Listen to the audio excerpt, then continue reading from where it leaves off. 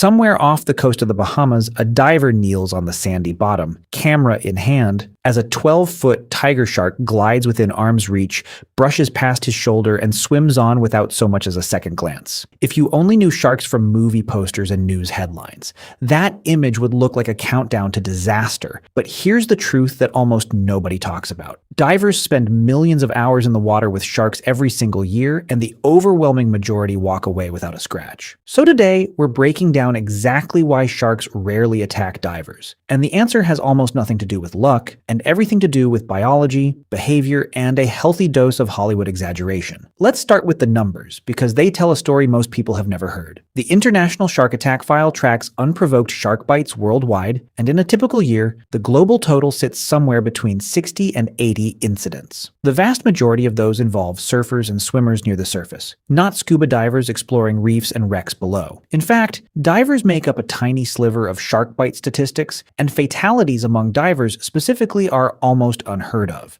which means you are statistically far more likely to be injured driving to the dive shop than by anything that happens once you're underwater with the sharks themselves. So why the disconnect between perception and reality? The answer starts with how sharks actually see the world. A shark's senses are built for hunting seals, fish, and other prey that move in short, erratic bursts near the surface, where sunlight creates flickering shadows that mimic a wounded, splashing animal. A surfer paddling on a board, arms and legs dangling like fins, fits that silhouette disturbingly well when viewed from below against a bright sky. But a scuba diver looks completely different. We're bulky, we move slowly and deliberately, we're covered in gear, we exhale a constant stream of loud bubbles, and we're almost always well below the surface, where that seal-shaped silhouette trick simply doesn't apply. Sharks rely heavily on a sensory system called the ampullae of Lorenzini, tiny electroreceptor organs in their snouts that detect the faint electrical fields given off by living muscle. Combined with their sense of smell, which can detect blood or fish oil in concentrations as small as 1 part per million, sharks build an incredibly detailed picture of what's around them before they ever get close. And a diver, wrapped in neoprene, breathing loudly through a regulator, releasing a constant cloud of bubbles, simply doesn't register as prey. It registers as something unfamiliar. And unfamiliar for a shark usually means cautious, not aggressive. This is a critical point that separates fact from fiction. Sharks are not mindless killing machines looking for the nearest warm body.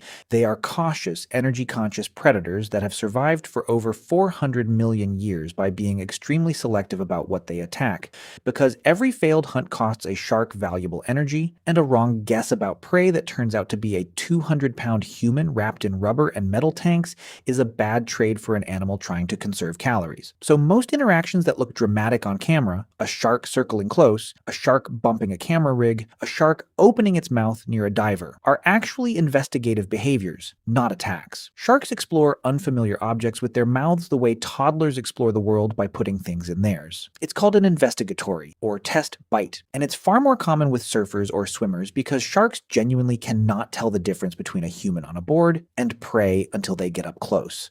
But a diver underwater, surrounded by clear visibility and unmistakably not shaped like a seal, rarely triggers that same confusion. Another huge factor is diver behavior itself, and this is something the diving community has learned and refined over decades. Experienced divers don't thrash, they don't chase, they don't corner a shark or grab at it. They move slowly, keep their body language calm, and often simply observe from a respectful distance. This matters enormously because erratic movement is one of the biggest triggers for predatory interest in the ocean. A fish in distress moves fast and unpredictably, and calm, controlled movement sends the opposite signal. Dive operators who run shark encounters, whether it's tiger sharks in the Bahamas, great whites in Guadeloupe, or reef sharks in French Polynesia, train their guests extensively on exactly this kind of behavior before anyone even gets in the water. And that training dramatically reduces the odds of any kind of negative interaction. There's also the matter of which species divers typically encounter, because when people picture a shark attack, they're usually picturing a great white. But the vast majority of species divers see on a typical reef dive, nurse sharks, reef sharks, black tips, even most encounters with tiger sharks and bull sharks in controlled settings, are simply not driven by the same aggressive predatory patterns associated with the handful of species responsible for the small number of serious incidents that do occur.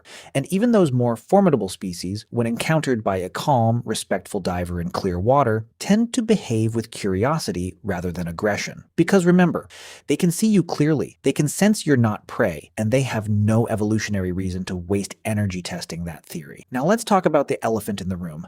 Or maybe we should say the shark in the water. And that's Jaws. Released in 1975, this single film did more to shape public perception of sharks than 50 years of scientific research combined. It painted sharks as vengeful, calculating hunters of humans. And even the film's own author, Peter Benchley, spent the rest of his life trying to undo the damage, becoming a passionate shark conservationist because he was horrified by how his fictional thriller led to real-world shark culls and plummeting shark populations. The science tells a very different story than the movie did. Sharks don't hunt humans. We are not on their menu. We're not efficient sources of the fat and calories they're evolved to seek out. Most bites that do occur are cases of mistaken identity, investigatory behavior, or a shark defending territory when it feels cornered or threatened, none of which describes the typical, calm, underwater encounter between a diver and a shark going about its day. And honestly, once you understand the biology, the fear starts to melt away and something much more interesting takes its place.